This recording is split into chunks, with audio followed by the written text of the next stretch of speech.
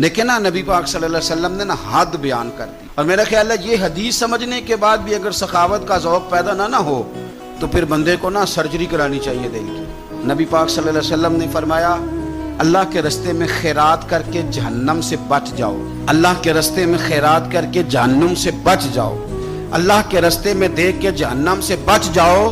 اگر کچھ نہ ہو سکے تو کھجور کا ایک ٹکڑا ہی اللہ کے راستے میں خیرات کر دیا کرو۔ اگر یہاں بھی ذوق یعنی کھجور بھی پوری نہیں، کھجور کا ایک ٹکڑا، ساری زندگی یہی رونا رونا ہے ہم نے کہ غریب بڑے حالات خراب ہے، ماڑے بڑے ہیں، پوری نہیں پڑتی، اس سے آگے بھی جانا ہے کہ ادھر ہی رہنا ہے۔ دیکھو یاد رکھو، اچھے طریقے سے سمجھ لو کہ فرمایا صدقہ دے، چاہے کھجور کا ایک ٹکڑا ہی دے، ایک ٹکڑا کھجور کا۔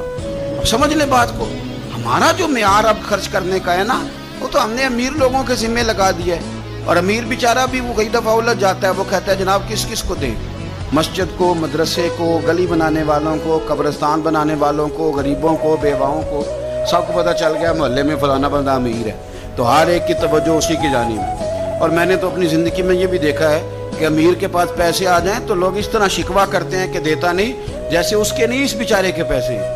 اس کے بہن بھائی کہہ رہے ہوتے ہیں دیکھو جی خود کروڑوں کی جائیداد خرید لی، ہمیں 5,000 نہیں دیا۔ بھئی خدا کے بندے پیسے اس کے دے چاہے نہ دے۔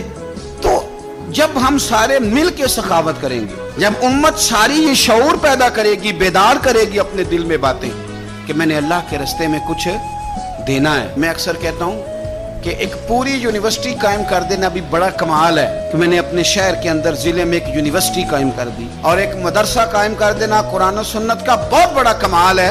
لیکن ہم یہ سارا کچھ نہیں کر سکتے، ایک غریب بچے کا خرچہ تو اٹھا سکتے ہیں کہ نہیں؟ اگر آپ نے ایک غریب بچہ باشعور کر دیا، تعلیم یافتہ ہو گیا، تو آپ نے یونیورسٹی کا کام ہی کیا ہے۔ لیکن ہم اس طرف بھی آنے کو تیار نہیں ہوتے۔ اپنی قربانی کے لحاظ سے ماحول کو سخاوت کا رنگ دیں، ماحول کو ذوق کا رنگ دیں۔ ہمارے ہاں لوگ پوچھنے لگ جاتے ہیں کہ قربانی کا سارا گوشت گھر میں رکھنا جائز ہے؟ بالکل جائز ہے۔ سارا گوشت کیا، پورا اونٹ آپ گھر میں کھا لیں، شریعت آپ کو منع نہیں کرتی۔ لیکن کس نے کان میں بتایا تھا کہ قربانی کے بعد گوشت ملنا ہی نہیں؟ آپ یقین کریں، پوچھیں الیکٹریشین لوگ جو یہ کام کرتے ہیں، مکینک لوگ، ان سے پوچھیں، وہ کہتے ہیں سب سے زیادہ فریزر کا کام آنے لگ گیا، لوگ فریجر ٹھیک کرا رہے ہیں، اس لیے کہ گوشت سٹاک کرنا ہے، پتہ نہیں اس کے بعد کوئی بکرا ہاتھ آئے کہ نہ آئے، آخری سمجھ کے کھانا ہے۔ ایسا نہ کرو۔